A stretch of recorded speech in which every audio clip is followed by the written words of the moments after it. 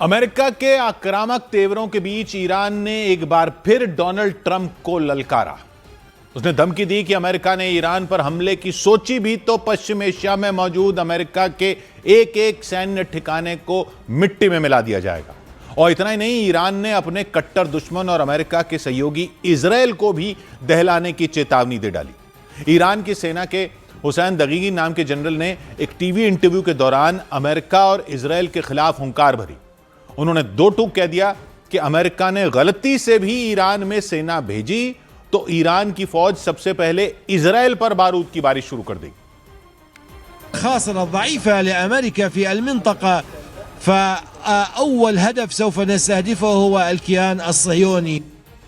General Hussain दगीगी ने दावा किया कि ईरान की खतरनाक मिसाइलों से इजरायल का बच पाना नामुमकिन है, क्योंकि उनके मुताबिक ईरान के जखीरे में ऐसी सैकड़ों मिसाइलें हैं जो करीब 2300 किलोमीटर की दूरी पर मौजूद इजरायल के कोने कोने में तबाही मचा सकती हैं।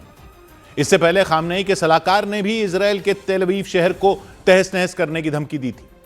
लेकिन ईरान की सेना के जनरल हुसैन दगीगी इतने पर ही नहीं रुके। उन्होंने साफ किया कि अगर अमेरिका ने ईरान पर हमला किया तो युद्ध की आग सिर्फ ईरान तक ही नहीं रहेगी, बल्कि पूरा पश्चिम एशिया इस जंग की आग में जल उठेगा।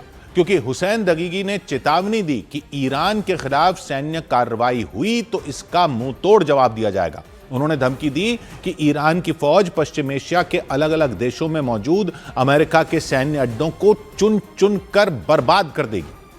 ईरान से बढ़े तनाव के बीच अमेरिका ने ओमान की खाड़ी में अपना एयरक्राफ्ट कैरियर एब्राहम लिंकन समेत कई खतरनाक युद्धपोत खड़े कर रखे हैं। इसके अलावा भी पश्चिम एशिया में अमेरिका के करीब 40,000 सैनिक तैनात हैं। उन्होंने इराक, तुर्की, सीरिया, जॉर्डन, सऊदी अरब, कुवैत, बहरीन, कतर, यूएई और ओमान में मौजूद अमेरिका के सैन्य अड्डों से हर हालात पर नजर बना रखी है। लेकिन ईरान के जनरल ने दावा किया कि उनका देश अमेरिका के किसी भी सैन्य ठिकाने को मिनटों में तबाह करने की ताकत रखता है। ईरान की तरफ से ऐसे समय पर धमकी दी गई जब अमेरिका के हमले में ईरान के एक ड्रोन के मारे जाने की खबर आई। दावा किया गया कि ईरान के उस ड्रोन ने ओमान की खाड़ी में तैनात एयरक्राफ्ट कैरियर एब्राहम लिंकन की जासूसी करने की कोशिश की थी, लेकिन खबर है कि इसी दौरान अमेरिकी सेना ने उसे देख लिया था और उसे गिरा दिया था। हालांकि ईरान ने इस तरह के किसी भी हमले की पुष्टि नहीं की, लेकिन ईरान के जनरल हुसैन दगीगी की धमकियों के बाद आशंका जताई गई कि दोनों देश किसी भी वक्त जंग के कगार पर पहुंच सकते हैं। उधर यूरोप के देश ग्रीस के कियोस द्वीप के नजदीक वहां की कोस्ट गार्ड के नाव और प्रवासियों की नाव के बीच जोरदार टक्कर हो गई। इस घटना में 14 लोगों की मौत हो गई, जबकि कई लोग लापता हो गए और उनकी तलाश में समुद्र में सर्च ऑपरेशन शुरू कर दिया गया। जिस जगह यह घटना हुई उसके आसपास के इलाके में कोस्ट गार्ड की दूसरी नावों और हेलीकॉप्टरों के जरिए अभियान चलाया गया। इस दौरान 11 बच्चों समेत करीब 25 लोगों की जान बचा ली गई। हालांकि इस बात की जानकारी नहीं मिल सकी कि जो दूसरे देशों से यूरोप में आने की कोशिश कर रहे थे लोग, उनकी नाव में कितने लोग सवार थे। हादसा ग्रीस के कियोस द्वीप के नजदीक हुआ। यह द्वीप तुर्की के नजदीक भूमध्य सागर के पानी से घिरा है।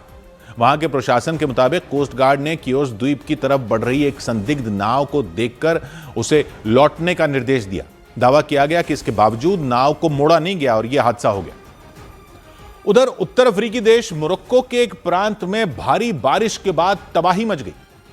वहां के कई इलाकों में बाढ़ जैसे हालात पैदा हो गए। इसके बाद वहां बचाव अभियान चलाया गया, क्योंकि लगातार हुई बारिश ने मोरक्को के उस प्रांत की सूरत बदल दी। वहां दूर दूर तक सिवाय पानी के कुछ नजर ही नहीं आए। वहां के कई इलाके तो पूरी तरह पानी में डूब गए। हालात ऐसे हो गए कि सैकड़ों लोग अपने मकान छोड़ने को मजबूर हो गए। इसके बाद वहां बचाव अभियान शुरू किया गया। बचाव टीम नाव के जरिए बाढ़ में फंसे लोगों को निकालती नजर आई। बाढ़ प्रभावित लोगों के लिए प्रशासन की तरफ से राहत कैंप लगाए गए। बचाव टीम ने बाढ़ प्रभावित इलाकों से लोगों को निकालकर उन कैंपों तक पहुंचाया। वहां लोगों के रहने और खाने पीने के पूरे इंतजाम किए गए। जानकारी के मुताबिक बाढ़ के खतरे को देखते हुए 50,000 से ज्यादा लोगों को सुरक्षित जगहों पर पहुंचाया गया।